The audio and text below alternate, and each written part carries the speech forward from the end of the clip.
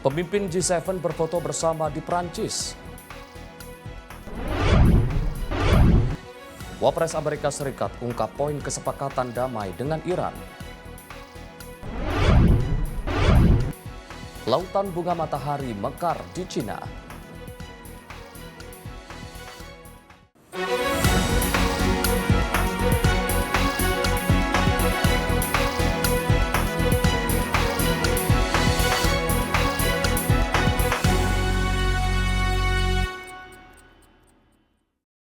Halo pemirsa, sorotan dunia kembali hadir menemani Anda dengan beragam informasi seputar peristiwa hingga isu global dari berbagai belahan dunia. Bersama saya Arif Rifai, inilah sorotan dunia selengkapnya.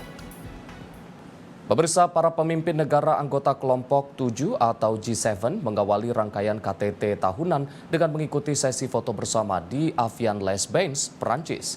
Presiden Prancis Emmanuel Macron bersama istrinya, Brigitte Macron, menyambut langsung kedatangan para pemimpin negara tersebut.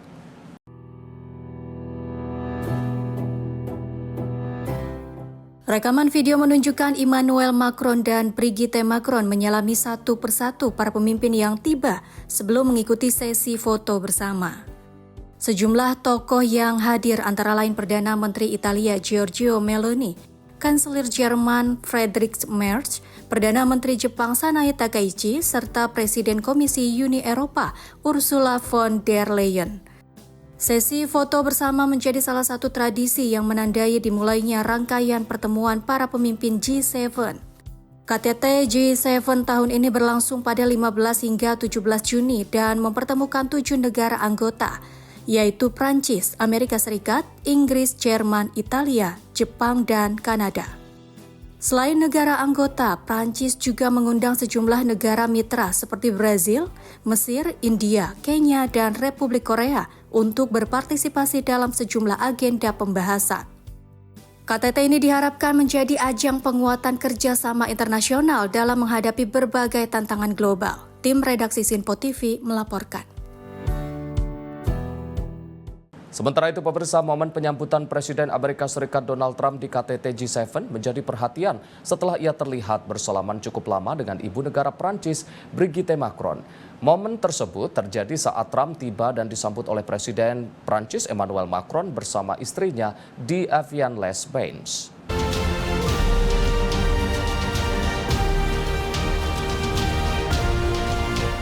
Rekaman video menunjukkan Donald Trump berjalan menuju pasangan Macron untuk memberikan salam pembuka. Setelah menyalami Presiden Emmanuel Macron, Trump terlihat mempertahankan salaman dengan Brigitte Macron lebih lama dibandingkan protokol penyambutan pada umumnya. Momen tersebut menjadi sorotan dan menarik perhatian para hadirin serta media yang meliput pembukaan KTT G7. Pertemuan ini juga terjadi beberapa bulan setelah Donald Trump melontarkan guyonan mengenai video viral yang menampilkan Brigitte Macron seolah mendorong atau memukul wajah Emmanuel Macron saat kunjungan ke Vietnam. Menanggapi hal tersebut, Emmanuel Macron menilai pernyataan Trump tidak elegan dan tidak mencerminkan standar yang pantas. KTT G7 tahun ini mempertemukan para anggota pimpinan negara anggota untuk membahas berbagai isu global, termasuk ekonomi, keamanan, dan perubahan iklim. Tim redaksi Sinpo TV melaporkan.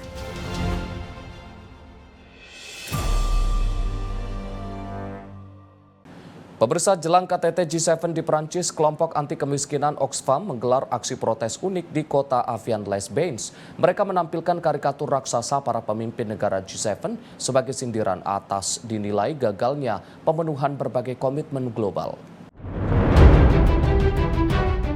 Aksi protes digelar Oxfam di Avian-les-Bains, kota Besor yang berada di dekat perbatasan Prancis dan Swiss. Dalam aksi tersebut, para aktivis mengenakan kostum berkepala besar yang menggambarkan para pemimpin negara G7. Di antaranya Presiden Prancis Emmanuel Macron, Presiden Amerika Serikat Donald Trump, Perdana Menteri Italia Giorgia Meloni, dan Perdana Menteri Inggris Keir Starmer. Para demonstran juga menempatkan 3 tempat sampah berukuran besar yang meluap dengan berkas-berkas bertuliskan hak asasi manusia, kesetaraan gender, dan iklim. Menurut Oxfam, instalasi tersebut melambangkan kegagalan para pemimpin dunia dalam memenuhi janji-janji mereka terkait bantuan pembangunan, pendanaan iklim, dan upaya mengatasi ketimpangan global. Organisasi itu juga menyoroti pemangkasan bantuan internasional yang dinilai memperlemah penanganan krisis kemanusiaan di berbagai negara, termasuk Sudan dan Republik Demokratik Kongo. Aksi ini menjadi bagian dari serangkaian kegiatan masyarakat sipil dan demonstran yang mengiringi penyelenggaraan KTT G7 pada 15 hingga 17 Juni. KTT G7 akan mempertemukan para pemimpin negara-negara ekonomi maju dunia serta sejumlah tamu undangan internasional. Sementara itu, kelompok masyarakat sipil terus menekan agar para pemimpin mengambil langkah nyata dalam menangani krisis global dan ketimpangan sosial. Tim redaksi Sinpo TV melaporkan. Sementara itu, aksi protes menolak KTT G7 di kota Jenewa, Swiss berakhir ricuh pada Minggu waktu setempat. Demonstran bentrok dengan aparat keamanan hingga memicu pengerahan gas air mata dan meriam air untuk membubarkan massa.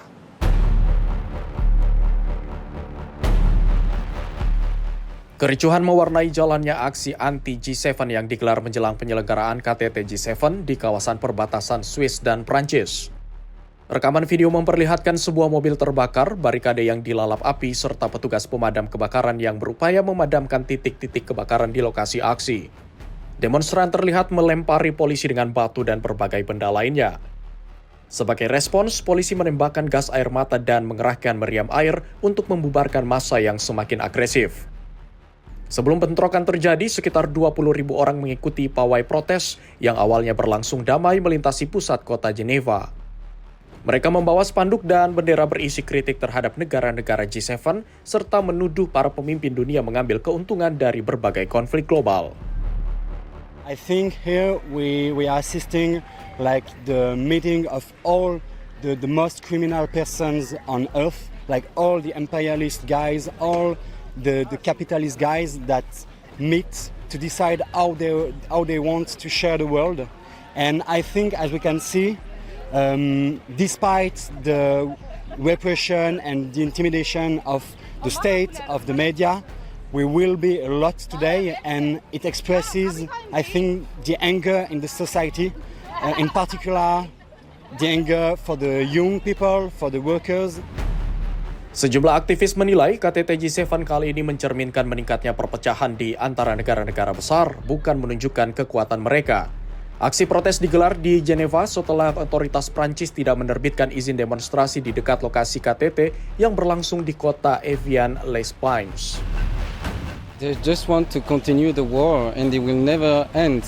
So the war is giving them a lot of money. They are just taking the cake, taking the whole resources of the whole country. And if there is some people living there, they kill them and they take the ground. They take the oil. KTT G7 dijadwalkan berlangsung pada 15 hingga 17 Juni dan akan membahas berbagai isu global termasuk keamanan, ekonomi, dan konflik internasional. Tim redaksi Sinpo TV melaporkan. Pemirsa, kota Kazan di Rusia Tengah bersiap menyambut penyelenggaraan KTT Rusia ASEAN 2026.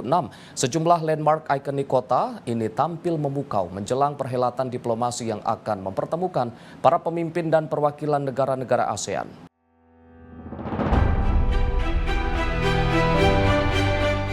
Rekaman udara dan kamera 360 menampilkan keindahan berbagai ikon arsitektur dan destinasi bersejarah di kota Kazan.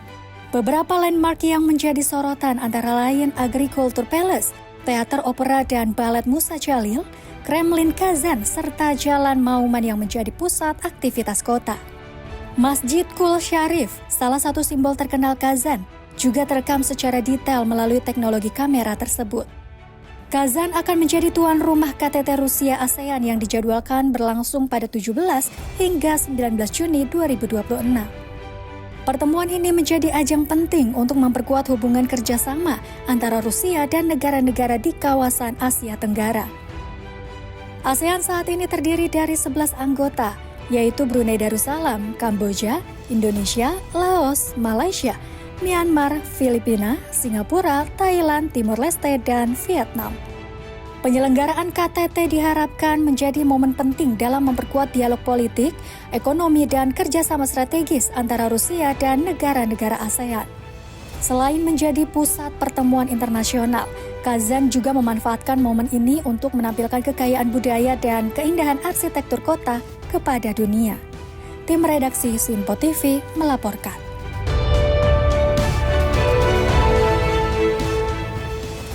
Pemirsa, perwakilan khusus Presiden Myanmar sekaligus Sekretaris Tetap Kementerian Luar Negeri Hau Han-sum tiba di kota Kazan jelang penyelenggaraan KTT Rusia ASEAN. Kedatangannya menandai dimulainya kedatangan para delegasi negara peserta untuk mengikuti pertemuan tingkat tinggi tersebut. Rekaman video menunjukkan Hau Han-sum disambut oleh sejumlah pejabat Rusia setibanya di Bandara Kazan. Dalam prosesi penyambutan, delegasi Myanmar juga dijamu dengan hidangan tradisional sebagai bentuk penghormatan kepada tamu negara.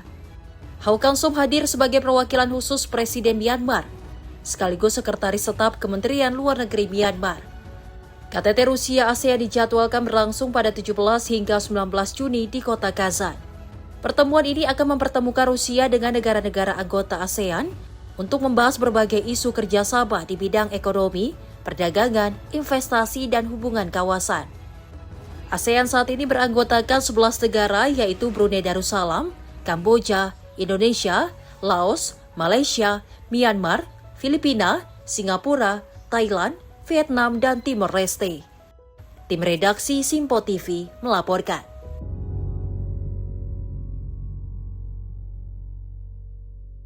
Dua ekor gajah Asia betina hadiah dari pemerintah Laos tiba di kebun binatang dan kebun raya Kazan, Rusia. Pemberian tersebut menjadi simbol 65 tahun hubungan diplomatik Laos dan Rusia sekaligus menjelang penyelenggaraan KTT Rusia ASEAN.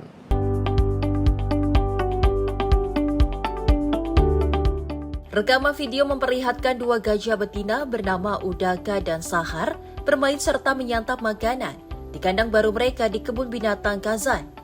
Kedua gajah berusia 4 dan 5 tahun itu masih menjalani masa adaptasi setelah tiba di Rusia. Menurut pihak kebun binatang, keduanya menunjukkan perkembangan yang baik dan mampu beradaptasi dengan lingkungan maupun pola makan yang baru. Menariknya, kedua gajah yang sebelumnya terbiasa mengonsumsi pisang dan tebu, kini mulai menyukai buah pir yang diberikan oleh perawat. Selama masa penyesuaian, pihak kebun binatang meminimalkan interaksi manusia agar kedua satwa tersebut merasa lebih nyaman dan tidak stres. Setelah masa adaptasi selesai, Udaka dan Sahar akan tinggal bersama Filimon, gajah Asia jantan yang lebih dahulu menghuni kebun binatang Kazan. Pemberian dua gajah ini merupakan hadiah dari pemerintah Laos kepada Presiden Rusia Vladimir Putin untuk memperingati 65 tahun hubungan diplomati kedua negara. KTT Rusia ASEAN dijadwalkan berlangsung di kota Kazan pada 17 hingga 19 Juni. Tim redaksi Simpo TV melaporkan.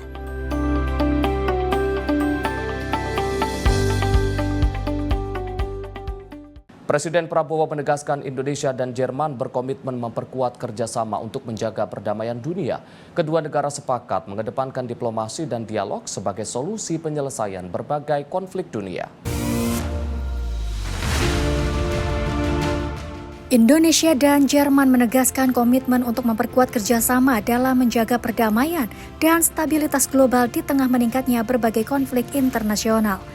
Hal itu disampaikan dalam pertemuan bilateral antara Presiden Prabowo Subianto dan Presiden Republik Federal Jerman Frank-Walter Steinmeier di Istana Merdeka Jakarta, Senin 15 Juni 2026. Kedua negara sepakat mengedepankan diplomasi dan dialog sebagai solusi penyelesaian konflik di dunia.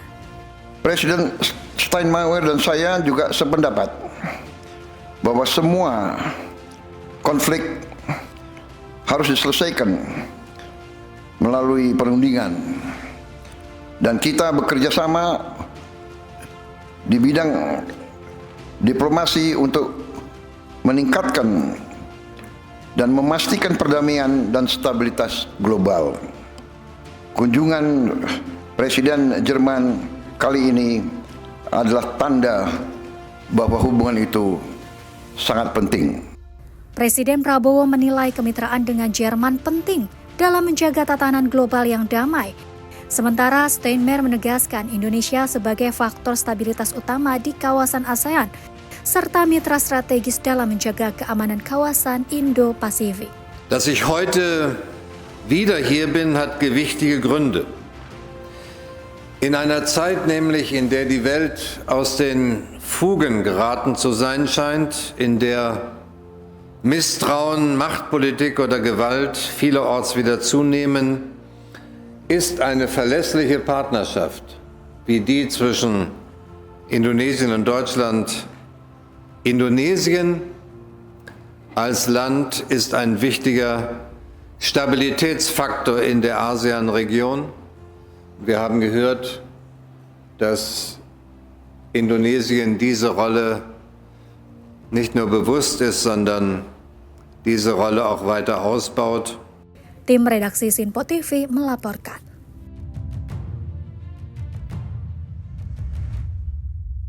Pemirsa, Wapres Amerika Serikat ungkap poin kesepakatan damai dengan Iran. Simak informasinya usai jeda. Tetaplah bersama kami di Sorotan Dunia.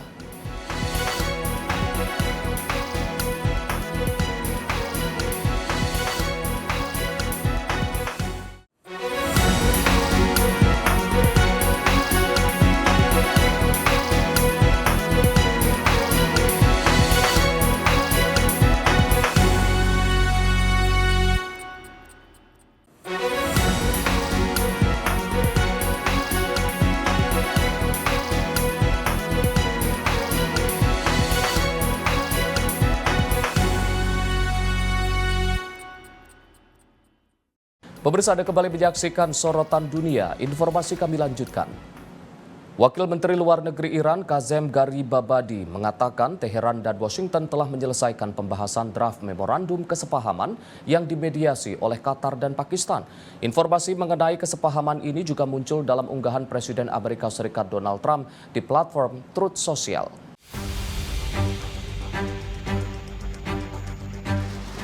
Dalam keterangannya kepada media, Wakil Menteri Luar Negeri Iran, Kazem Garibabadi, menyebut proses negosiasi telah berlangsung selama beberapa pekan. Iran mengklaim telah menyelesaikan pembahasan dokumen kesepakatan dengan Amerika Serikat setelah serangkaian perundingan yang dimediasi oleh Qatar dan Pakistan. Menurut Garibabadi, Iran telah menyampaikan amandemen terakhir terhadap draft dokumen tersebut dan seluruh pembahasan diklaim telah diselesaikan. Pejabat Iran itu juga menyatakan penandatanganan resmi memorandum yang dijadwalkan berlangsung pada Jumat dengan keterlibatan Swiss. Selain itu, ia mengklaim terdapat langkah-langkah awal yang akan menyertai kesepakatan tersebut, termasuk penghentian operasi militer di sejumlah front dan berakhirnya blokade laut yang selama ini diberlakukan Amerika Serikat terhadap Iran. Garibabadi menegaskan kesuksesan negosiasi ini tidak hanya berasal dari upaya diplomasi, namun juga dari apa yang disebutnya sebagai ketahanan rakyat dan kekuatan militer Iran.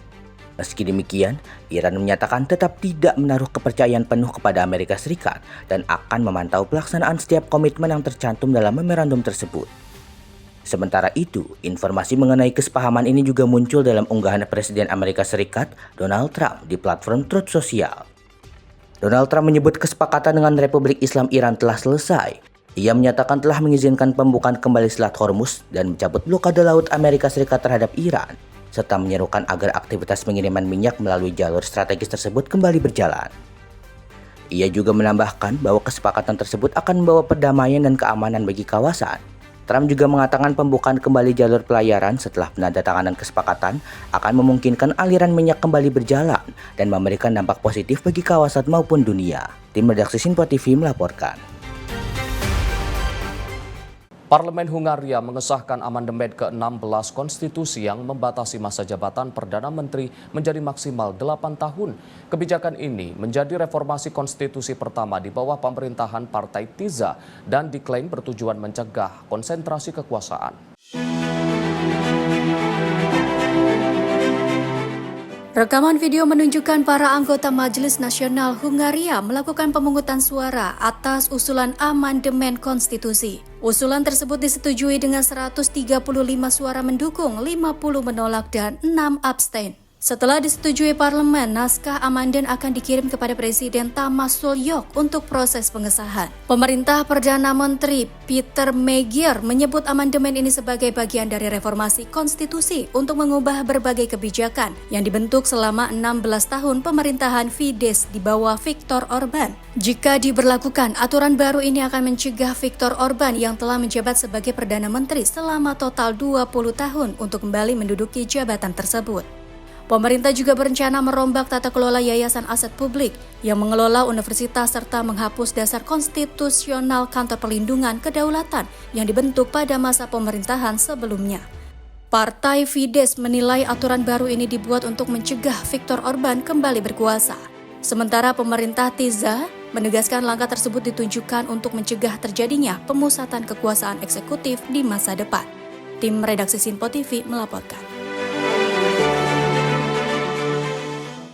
Menteri Luar Negeri Iran Abbas Araghchi menyatakan putaran pertama negosiasi dengan Amerika Serikat akan digelar setelah penandatanganan nota kesepahaman di Swiss. Pertemuan tersebut diharapkan menjadi langkah awal menuju kesepakatan yang lebih komprehensif antara kedua negara.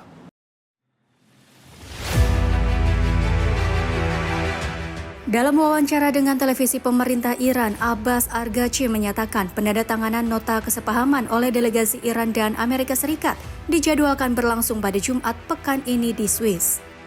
Setelah penandatanganan tersebut, kedua belah pihak akan langsung memulai putaran pertama pembahasan lanjutan untuk merumuskan kesepakatan final.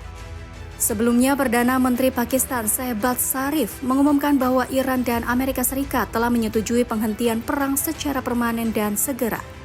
Meski demikian, Israel menegaskan tidak menjadi bagian dari kesepakatan tersebut.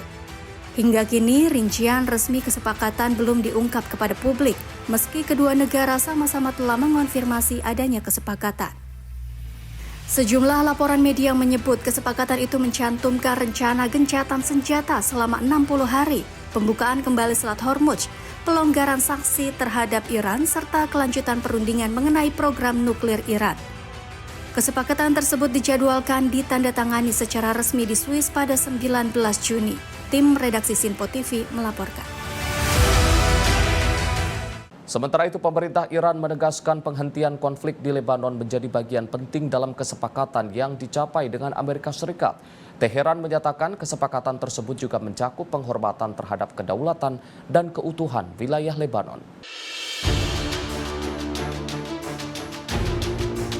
Juru bicara Kementerian Luar Negeri Iran, Ismail Baqai, menyatakan memorandum kesepakatan dengan Amerika Serikat secara tegas menyebut Lebanon sebagai bagian dari upaya mengakhiri konflik di kawasan. Menurutnya, penghentian perang di Lebanon dan penghormatan terhadap kedaulatan negara tersebut merupakan unsur yang tidak dapat dipisahkan dari kesepakatan. Iran juga mendesak Amerika Serikat untuk memastikan Israel mematuhi seluruh komitmen yang berkaitan dengan Lebanon. Baqai menegaskan apabila komitmen tersebut tidak dijalankan, maka Iran akan memberikan respon yang setimpal. Dalam kesempatan yang sama, Iran memastikan tidak akan memungut tarif bagi kapal yang melintasi Selat Hormuz, namun hanya akan mengenakan biaya atas layanan pelayaran, perlindungan lingkungan, dan layanan lain yang diberikan di kawasan tersebut. Sebelumnya, Amerika Serikat dan Iran mengkonfirmasi telah mencapai kesepakatan untuk mengakhiri konflik, meski rincian resminya belum dipublikasikan. Kesepakatan tersebut dijadwalkan ditandatangani di Swiss pada 19 Juni mendatang. Tim redaksi Sinpo TV melaporkan. Wakil Presiden Amerika Serikat J.D. Vance mengungkapkan sejumlah poin yang diklaim akan menjadi bagian dari kesepakatan damai antara Amerika Serikat dan Iran yang dijadwalkan ditandatangani pekan ini. Menurut Vance, kesepakatan tersebut akan membuka kembali Selat Hormuz dan memastikan Iran tidak memiliki senjata nuklir.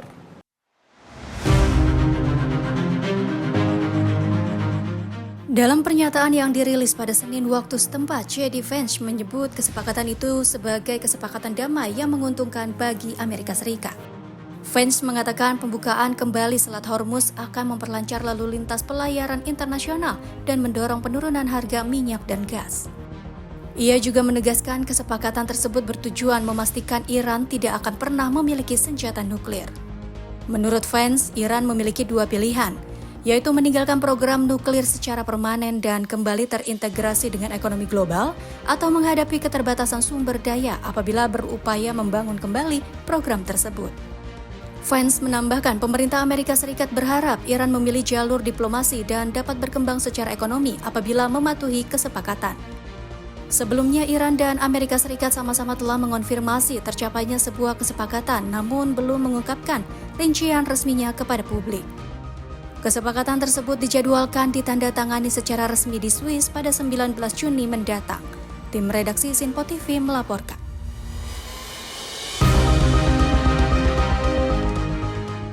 Arus kepulangan warga yang sempat mengungsi mulai terlihat di Lebanon Selatan menyusul pengumuman kesepakatan antara Amerika Serikat dan Iran. Meski suasana dipenuhi harapan akan berakhirnya konflik, otoritas Lebanon tetap menghimbau masyarakat agar berhati-hati saat kembali ke daerah perbatasan.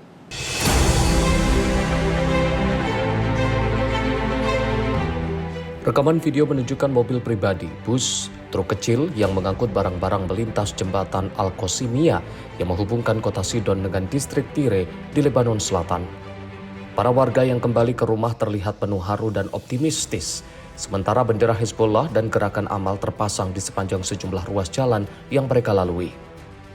Sejumlah warga menyatakan berharap konflik yang terjadi menjadi yang terakhir dan masyarakat dapat kembali menjalani kehidupan dengan aman. Meski demikian, Komando Angkatan Bersenjata Lebanon menghimbau warga agar mematuhi arahan petugas karena risiko serangan serta bahaya sisi amunisi yang belum meledak masih mengancam di sejumlah wilayah. Jembatan Al-Qasimiyah sebelumnya hancur akibat 2 serangan udara Israel pada April lalu dan menjadi jalur penting yang menghubungkan distrik Tire dengan kota Sidon. Di tengah harapan gencatan senjata, Menteri Pertahanan Israel Katz menegaskan pasukannya tidak akan menarik diri dari wilayah yang dikuasai di Lebanon dan akan merespon setiap ancaman di masa mendatang. Kesepakatan antara Amerika Serikat dan Iran dijadwalkan ditandatangani pada 19 Juni dengan sejumlah laporan menyebutkan kemungkinan gencatan senjata selama 60 hari serta dimulainya kembali perundingan mengenai program nuklir Iran. Tim redaksi Sinpo TV melaporkan. Pemirsa, Perdana Menteri Israel Benjamin Netanyahu menegaskan Iran tidak akan pernah memiliki senjata nuklir selama ia masih menjabat sebagai Perdana Menteri. Netanyahu menyebut operasi militer Israel bersama Amerika Serikat berhasil menghambat program nuklir dan kekuatan militer Iran. Dalam konferensi pers, Benjamin Netanyahu menyatakan pencegahan program nuklir Iran merupakan misi terbesarnya selama berkiprah di dunia politik. Netanyahu mengklaim serangan militer yang dilancarkan Israel bersama Amerika Serikat berhasil merusak fasilitas nuklir, menghancurkan infrastruktur militer, serta melemahkan kemampuan produksi rudal Iran. Menurutnya, operasi tersebut berhasil menjauhkan Israel dari ancaman kehancuran akibat kemungkinan Iran memiliki senjata nuklir. Di sisi lain, ia juga menegaskan pasukan Israel akan tetap berada di zona keamanan di Lebanon, Suriah, dan Gaza selama masih diperlukan untuk melindungi wilayah Israel. Saat ditanya mengenai hubungannya dengan Presiden Amerika Serikat Donald Trump, Netanyahu menyatakan keduanya memiliki hubungan yang baik, meski dalam beberapa isu tidak selalu memiliki pandangan yang sama. Netanyahu juga memastikan akan kembali mencalonkan diri pada pemilihan umum mendatang dan menyatakan yakin dapat memenangkan kontes politik tersebut. Menyinggung kesepakatan baru antara Amerika Serikat dan Iran, Netanyahu menegaskan hasil akhirnya masih perlu dilihat. Namun menurutnya, setiap kesepakatan harus tetap didukung dengan ancaman militer yang kredibel agar Iran tidak kembali mengembangkan senjata nuklir. Tim redaksi Sinpo TV melaporkan. Militer Israel terlihat mendirikan pos pemeriksaan di desa Saida Al-Jolan, wilayah Quneitra, Suriah Selatan. Keberadaan pos tersebut menambah kehadiran militer Israel di wilayah perbatasan yang dalam beberapa bulan terakhir menjadi fokus operasi keamanan. Rekaman video menunjukkan warga yang melintasi pos pemeriksaan serta sejumlah personil militer dan kendaraan tempur Israel yang berjaga di lokasi. Kehadiran pos pemeriksaan ini muncul kurang dari sepekan setelah media lokal melaporkan bahwa pasukan Israel membangun pos serupa di jalan penghubung antara desa Saida Al-Jolan dan Al-Mufaraj di wilayah Quneitra. Hingga berita ini disusun, militer Israel belum memberikan keterangan resmi terkait laporan mengenai pendirian pos pemeriksaan tersebut. Sejak pergantian kekuasaan di Suriah pada tahun 2024, Israel terus memperluas kontrol keamanannya di Suriah Selatan dengan menempatkan pasukan di zona penyangga serta melancarkan serangan ke sejumlah fasilitas militer Suriah. Menteri Pertahanan Israel Katz menegaskan pemerintah akan mempertahankan keberadaan pasukan di zona keamanan di Lebanon, Suriah, dan Gaza tanpa batas waktu demi melindungi wilayah dan masyarakat Israel dari ancaman kelompok bersenjata. Perkembangan ini terjadi di tengah tercapainya kesepakatan antara Amerika Serikat dan Iran untuk mengakhiri konflik keduanya, yang dijadwalkan ditandatangani pekan ini. Namun Israel menegaskan tidak menjadi pihak dalam kesepakatan tersebut. Tim redaksi Sinpo TV melaporkan. Ratusan pasang sepatu anak memenuhi alun-alun kota Den Bosch, Belanda. Instalasi ini menjadi simbol duka dan bentuk peringatan atas anak-anak yang meninggal dalam konflik di Gaza.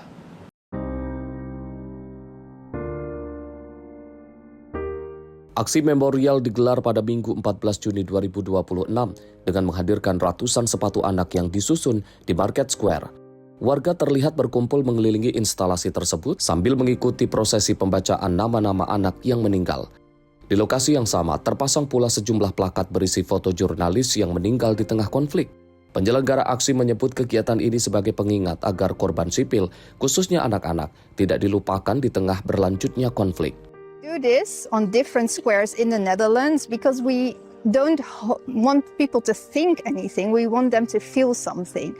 And from that feeling, know that there is a way to take meaningful action by pressuring the government, by selling the media outlets that they should report on everything in the full context. There is petitions, of course, you can take. There's direct action also that people are taking. But there are so many various ways of protesting a genocide, and we should, because we don't want to lose our collective humanity. Dalam aksi tersebut muncul pula seruan kepada negara-negara Eropa agar mengambil langkah yang dinilai lebih tegas terhadap situasi kemanusiaan yang terjadi. Penyelenggara juga menyerukan penghentian kekerasan dan perlindungan terhadap warga sipil, terutama anak-anak dan keluarga yang terdampak konflik. Aksi hening di tengah deretan sepatu kecil itu menjadi pengingat bahwa di balik angka korban terdapat kisah dan masa depan anak-anak yang terhenti akibat perang. Tim redaksi Sinpo TV melaporkan. Sementara itu, pemirsa, suasana duka menyelimuti wilayah utara Gaza setelah sedikitnya 4 warga Palestina dilaporkan tewas dalam dugaan serangan di sekitar kamp pengungsian Jabaliyah. Korban tewas dan luka-luka dievakuasi di tengah tangis dan keputusasaan keluarga.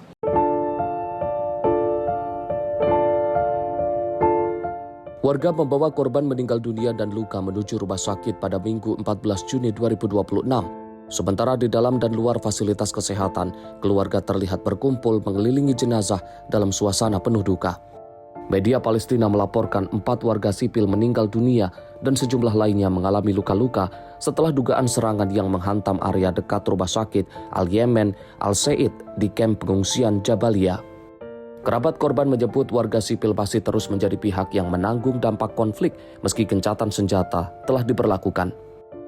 احنا مش مناظرين، احنا ضد العنصرية، احنا الشعب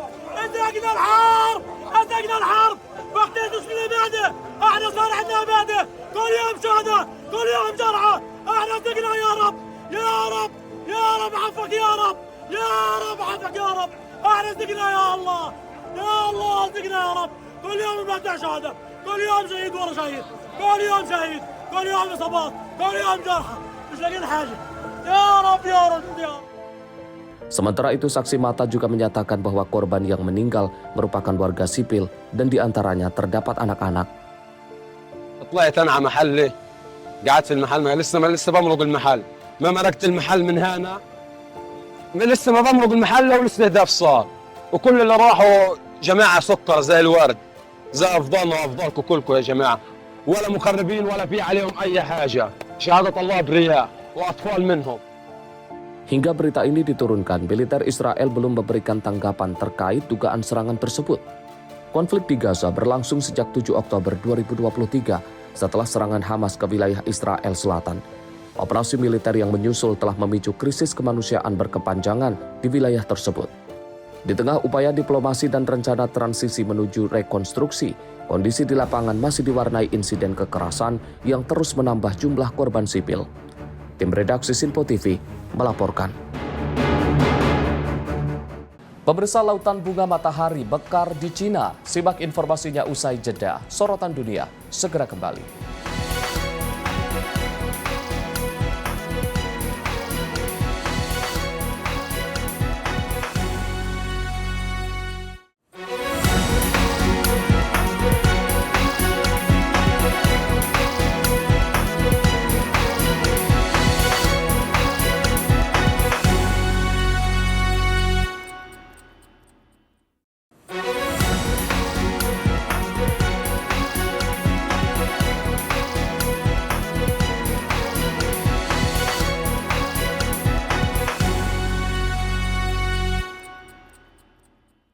Pemirsa, Anda kembali menyaksikan Sorotan Dunia. Ribuan hektar ladang bunga matahari di desa Xinzhuang, Provinsi Hebei, China, tampil memukau saat memasuki masa mekar penuh pada musim panas.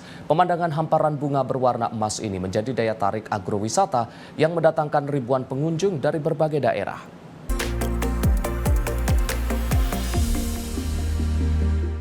Rekaman video menunjukkan hamparan luas bunga matahari yang bergoyang diterpa angin, serta dipadati wisatawan yang berjalan menyusuri ladang dan mengabadikan momen dengan berfoto. Banyak pengunjung mengaku terkesan melihat luasnya ladang bunga matahari yang membentang hingga sejauh mata memandang. Selain menyajikan pemandangan yang indah, kawasan ini juga menjadi salah satu destinasi favorit bagi warga kota yang ingin menikmati suasana pedesaan selama musim panas. Ramainya kunjungan wisatawan memberikan dampak positif bagi perekonomian masyarakat setempat. Petani, pedagang makanan, dan pelaku usaha kecil turut merasakan peningkatan pendapatan berkat bertambahnya jumlah pengunjung selama musim mekarnya bunga matahari.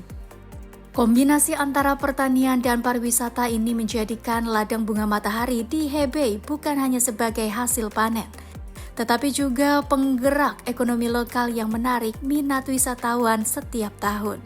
Tim redaksi Sinpo TV melaporkan.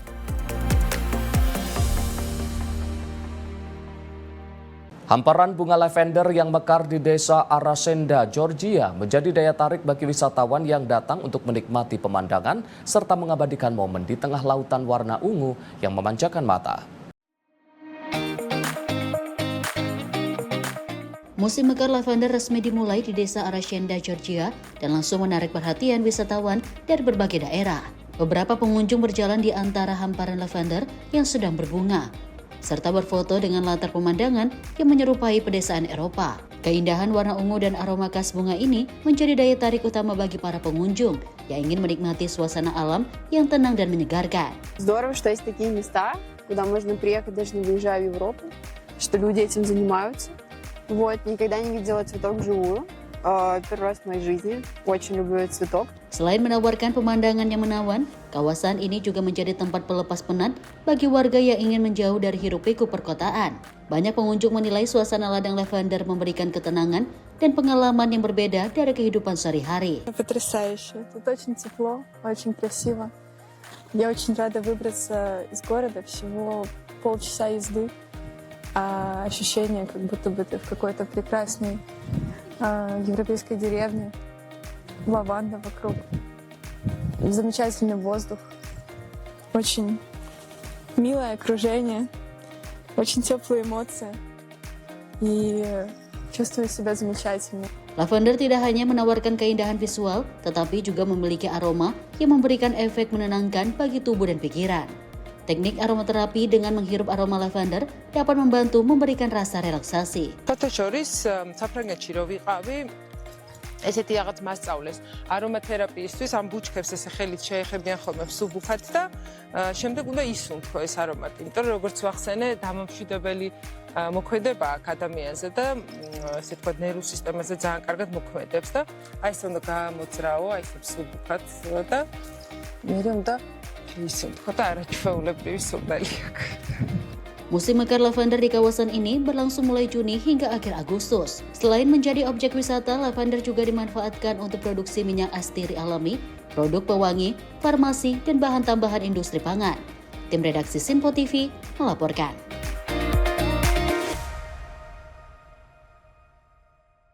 Sementara itu, pemirsa, kota Taif selalu menjadi destinasi yang kerap didatangi jamaah haji atau umroh. Selain dikenal dengan pembuatan parfum, Taif juga dikenal dengan banyaknya kebun botani herbal alami yang jadi incaran untuk pengobatan tradisional.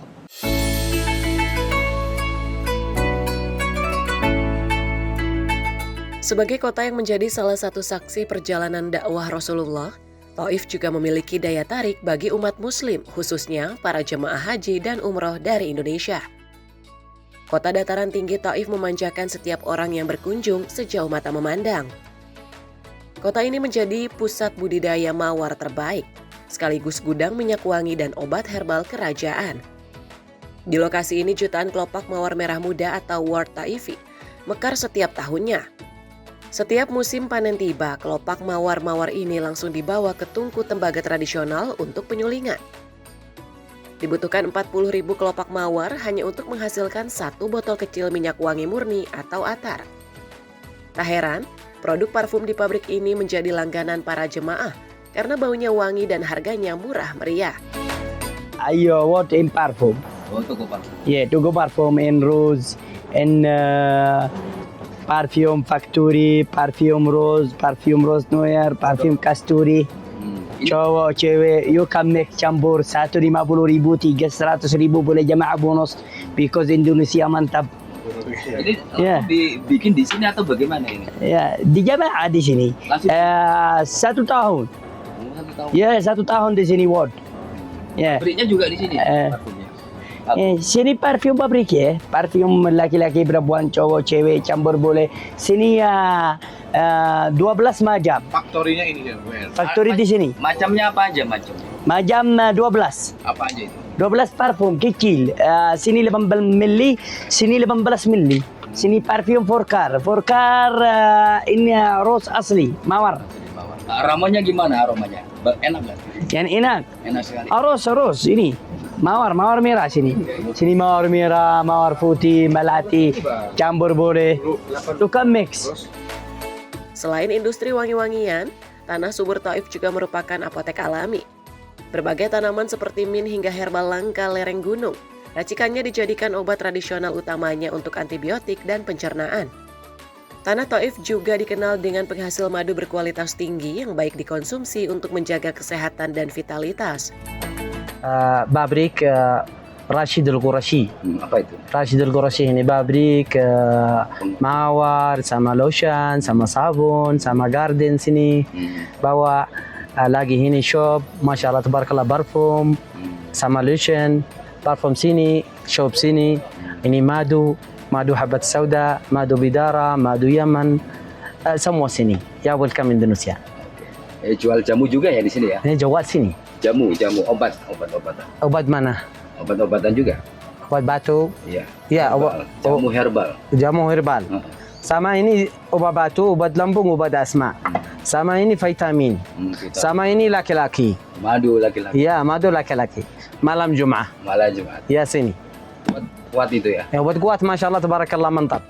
Dari seutas bunga mawar dan racikan herbalnya, Thaif berhasil menjaga mahkota tradisi di tengah modernisasi kerajaan Arab Saudi. Dari Mekah, Arab Saudi, Ferdi Setiawan, Media Center Haji 2026. Kita beralih ke informasi lain, pemirsa. Para ilmuwan di Argentina mengungkap penemuan spesies baru reptil pemangsa raksasa yang hidup sekitar 237 juta tahun lalu. Temuan ini memberikan gambaran baru mengenai ekosistem yang ada sebelum munculnya dinosaurus di bumi.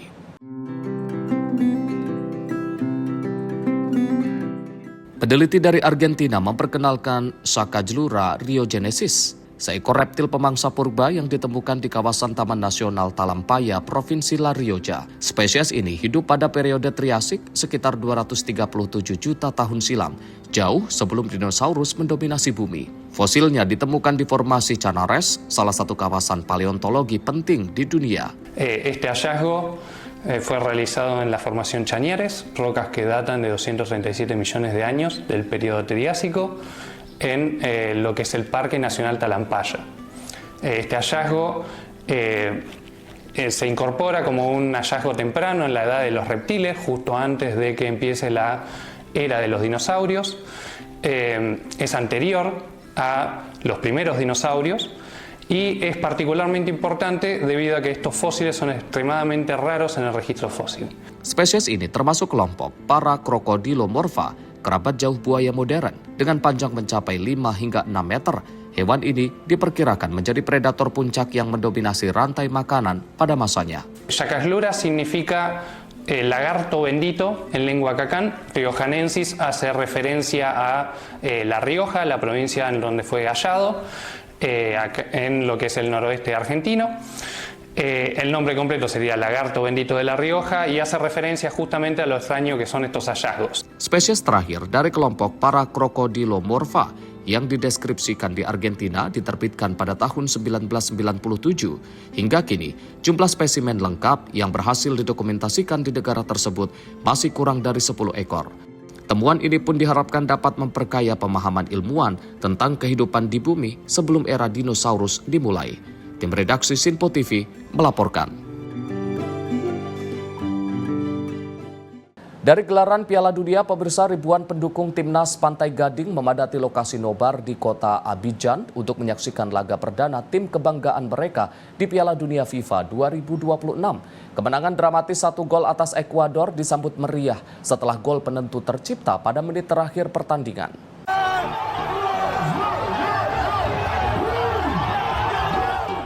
Suasana penuh semangat terlihat di lokasi nonton bareng di Abidjan saat ribuan pendukung memberikan dukungan kepada timnas Pantai Gading. Sorak-sorai pecah ketika Amad Diallo mencetak gol pada menit ke-90 yang memastikan kemenangan 1-0 atas Ekuador. Para pendukung menilai Pantai Gading tampil lebih efektif dan mampu mendominasi pertandingan, meski harus menunggu hingga menit akhir untuk memecahkan kebuntuan. Meski berhasil meraih 3 poin perdana, sebagian fans berharap performa tim masih dapat terus meningkat pada laga-laga berikutnya. Hasil ini menempatkan Pantai Gading di grup E bersama Jerman, Ekuador, dan Curaçao. Pada pertandingan lain, Jerman memuncaki klasemen sementara setelah menang telak 7-1 atas Curaçao. Selanjutnya, Pantai Gading akan menghadapi Jerman pada 20 Juni sebelum menantang Curaçao di 5 hari kemudian. Tim redaksi Sinpo TV melaporkan. Sementara itu, pemirsa, sebuah bola promosi raksasa Piala Dunia FIFA 2026 terlepas dari rangkanya dan menggelinding di jalanan kota San Salvador, El Salvador. Insiden tersebut terjadi saat hujan deras dan angin kencang melanda ibu kota, sehingga menarik perhatian warga dan pengguna jalan.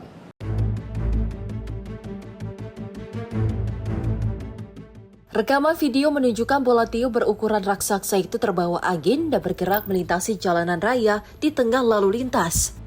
Sejumlah pengendara terpaksa memperlambat laju kendaraan, sementara warga yang berada di sekitar lokasi menyaksikan peristiwa langka tersebut. Bola raksasa itu diduga terlepas dari rangka penyangganya akibat terpapar angin kencang yang menyertai hujan deras. Meski sempat menjadi hambatan di jalan, tidak dilaporkan adanya korban jiwa maupun kerusakan besar akibat insiden tersebut. Bola tiup tersebut merupakan bagian dari kegiatan promosi Piala Dunia FIFA 2026 yang akan diselenggarakan bersama oleh Amerika Serikat, Kanada, dan Meksiko. Peristiwa ini sempat menjadi perhatian warga dan pengguna media sosial karena menyajikan pemandangan tak biasa di tengah jalanan kota. Tim redaksi Sinpo TV melaporkan. Ribuan pendukung memadati zona nonton bareng di ibu kota Praia untuk menyaksikan debut bersejarah tim nasional Cape Verde di Piala Dunia FIFA 2026. Hasil imbang tanpa gol melawan juara dunia 2010 Spanyol disambut meriah sebagai pencapaian bersejarah bagi negara kepulauan di Afrika tersebut.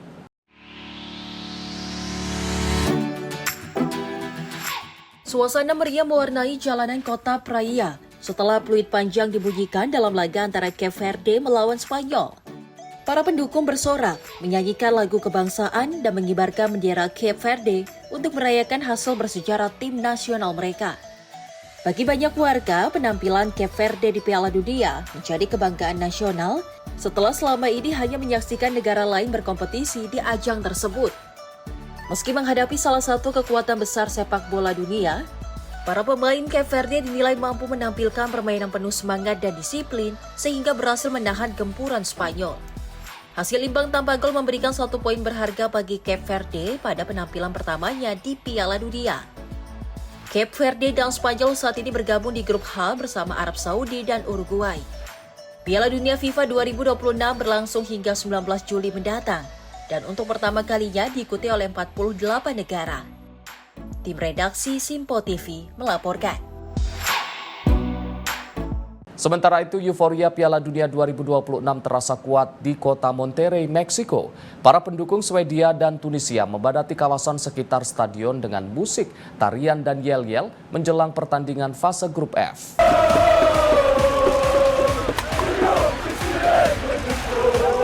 Ratusan hingga ribuan pendukung dari kedua negara tampak memadati jalanan menuju Stadion Monterrey. Para pendukung Swedia mengenakan atribut berwarna kuning dan biru, sementara fans Tunisia tampil dengan dominasi warna merah dan juga putih. Suasana semakin meriah dengan kehadiran warga lokal Meksiko yang ikut bergabung dan menyambut para pengunjung dari berbagai negara. Sejumlah pendukung Swedia mengaku antusias menyaksikan Piala Dunia kembali digelar di kawasan Amerika. Mereka juga optimistis tim nasional Swedia mampu meraih hasil positif dalam pertandingan tersebut. Di sisi lain, para pendukung Tunisia menyampaikan apresiasi atas keramahan masyarakat Meksiko selama mereka berada di negara tersebut. Mereka menyebut hubungan hangat yang terjalin membuat suasana Piala Dunia menjadi semakin berkesan. We're always good in when the World Cup is in the Americas. We're playing tonight. I mean, we have to win. Thanks to all the Mexican people. They are so friendly, so nice. We are like brothers. I hope everything is going well. Setelah pesta dan dukungan meriah dari para penggemar, Swedia berhasil menutup pertandingan dengan kemenangan telak 5-1 atas Tunisia. Hasil tersebut menjadi modal penting bagi Swedia yang akan menghadapi Belanda pada 20 Juni mendatang. Sementara itu, Tunisia akan berusaha bangkit dan menjaga peluang lolos saat menghadapi Jepang dalam laga berikutnya. Tim redaksi Simpo TV melaporkan.